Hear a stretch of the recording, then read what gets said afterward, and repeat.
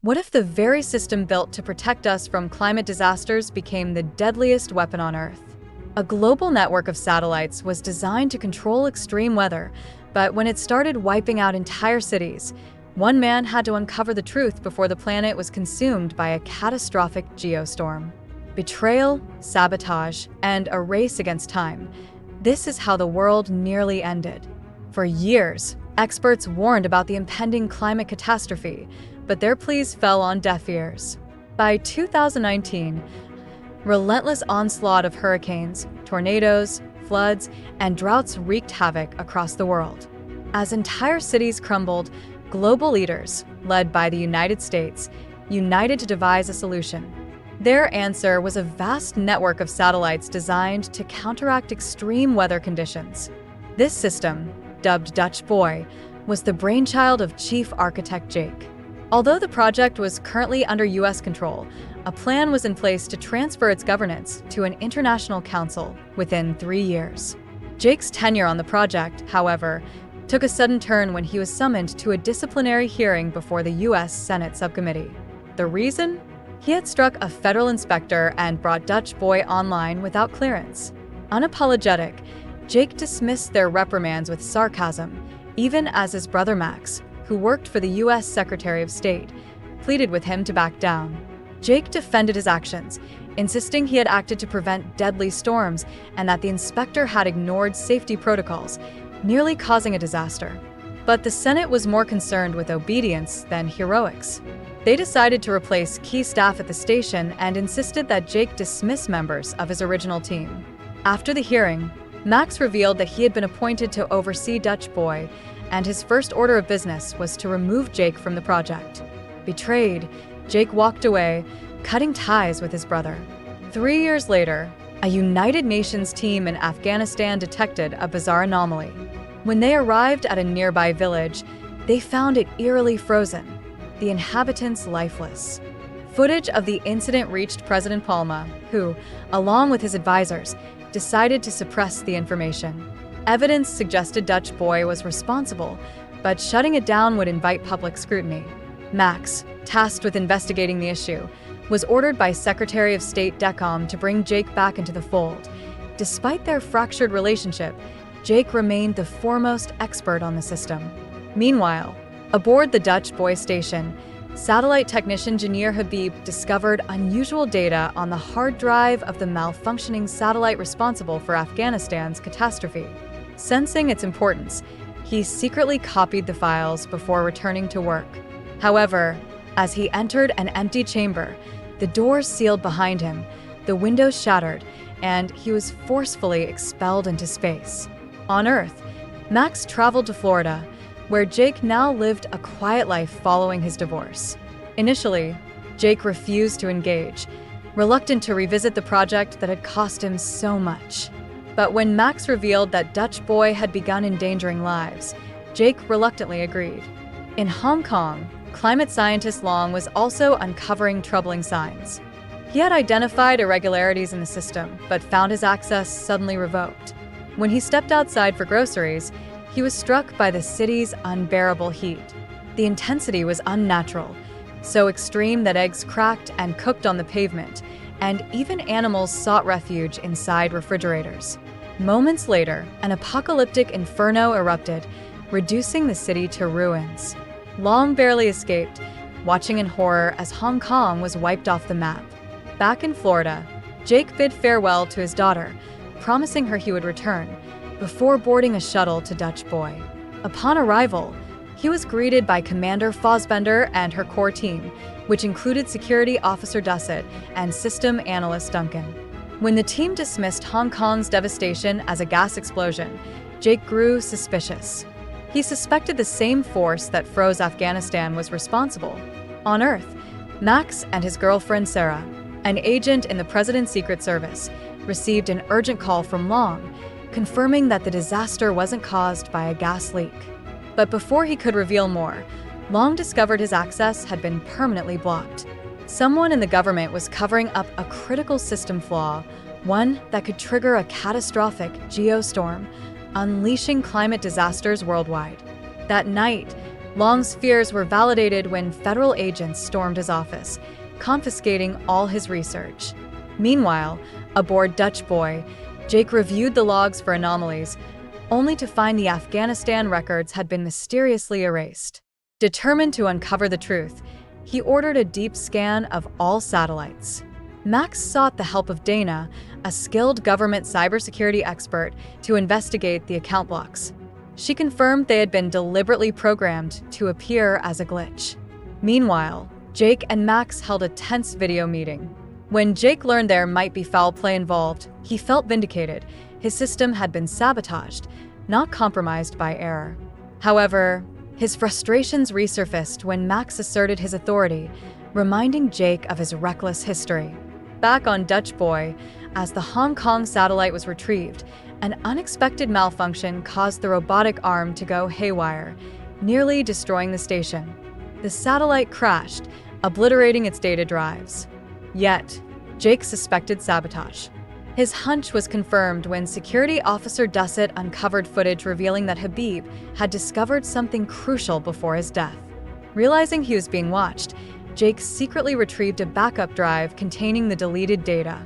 But before he could analyze it, his spacesuit malfunctioned mid-spacewalk, leaving him drifting helplessly. Just as he was about to be lost to the void, he managed to stabilize himself and was pulled back inside by Fassbender. Though shaken, he concealed the drive, convinced that someone on board was trying to unalive him. Meanwhile, Long, desperate to warn Max, traveled to Washington, D.C. Before they could meet, he was shoved into oncoming traffic and fatally injured. As he lay dying, he whispered a single word to Max: Zeus. Shaken, Max received an emergency call from Jake. But instead of discussing Dutch Boy, Jake spoke about a childhood fishing trip, a memory that never actually happened. Realizing his brother was sending a coded message, Max knew one thing for sure: the conspiracy ran deeper than they had imagined.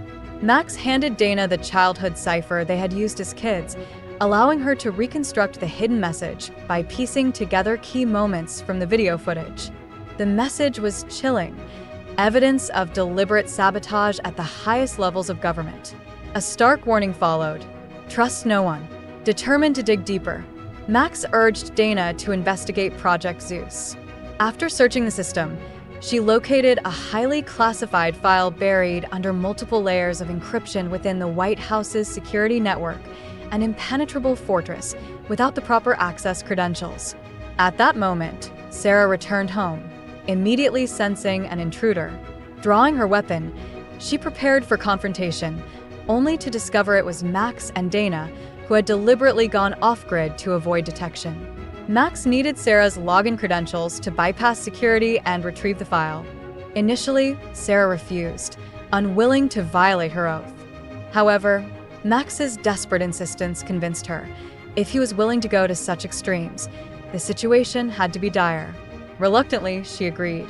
Meanwhile, aboard Dutch Boy, Jake and Commander Fassbender scrutinized the security footage and discovered that Habib had hidden something in his locker before his untimely demise.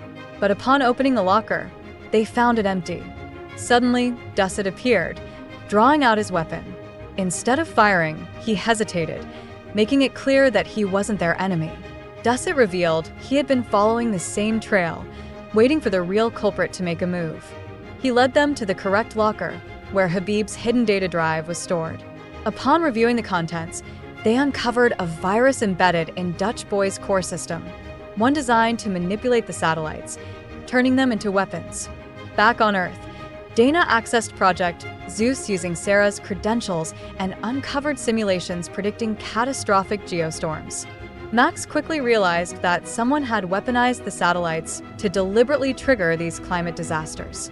He relayed this information to Jake, who confirmed that the virus was the mechanism behind the attacks. To stop it, Dutch Boy needed a full reboot, but there was one major obstacle. Only President Palma held the shutdown codes. Given the level of interference, Jake and Max concluded that someone high up was orchestrating the cover-up. With the deadline for U.S. control of Dutch Boy set to expire in 3 weeks, the timing was no coincidence. Max vowed to obtain the shutdown codes while Jake monitored the satellites for further anomalies. Hours later, President Palma was en route to Orlando for a major political event. Max secretly approached Sarah, convinced her of the conspiracy, and asked for her help in stealing the codes. To justify his sudden travel to Florida, Max told his superiors he was visiting his deceased father. Meanwhile, aboard Dutch Boy, an emergency alert warned that 200 satellites were malfunctioning, many nearing critical failure. Chaos soon followed. Tokyo was battered by golf ball-size hail, while a sudden cold front wiped out half of Rio de Janeiro. With no immediate way to shut down the station, Jake ordered the deployment of backup satellites to replace the failing ones. This move managed to stabilize Rio before the city was entirely consumed, but another crisis loomed. A full-scale geostorm had begun. Max, monitoring the data, saw that Florida was next. Just then, Secretary Decom confronted him, revealing that he knew Max's father was dead and demanded the truth. Under pressure, Max accused President Palma of orchestrating the impending catastrophe. But Decom had a disturbing revelation. Palma wasn't the mastermind. In fact, the president himself was the key. The shutdown system required both his fingerprint and retinal scan to initiate. There was no way to bypass him. At that moment, an even greater danger emerged. Dutch Boy's self-destruct sequence had activated on its own. The crew scrambled to override the command, but all access was blocked. Jake immediately suspected Duncan, the system analyst. As explosions rocked the station, Jake ordered the team to evacuate before storming into Duncan's control room. A violent fight ensued. Jake overwhelmed Duncan, but the rogue analyst retrieved a concealed firearm and turned the tables. Gloating, Duncan admitted to planting the virus, revealing that he had sold out for financial gain. His government salary as a software engineer was insulting. But greed wasn't his only motive. He relished the chaos and wanted to watch the world burn. Seizing an opportunity, Jake disarmed him, but Duncan lunged for his fire weapon again. In the scuffle, a stray bullet shattered a window, triggering rapid decompression.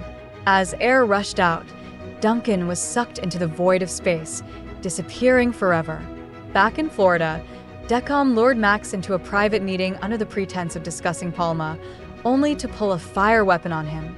It was all a trap. Decom was the real mastermind. Palma had been completely unaware of the conspiracy. Max barely escaped, running straight to Sarah.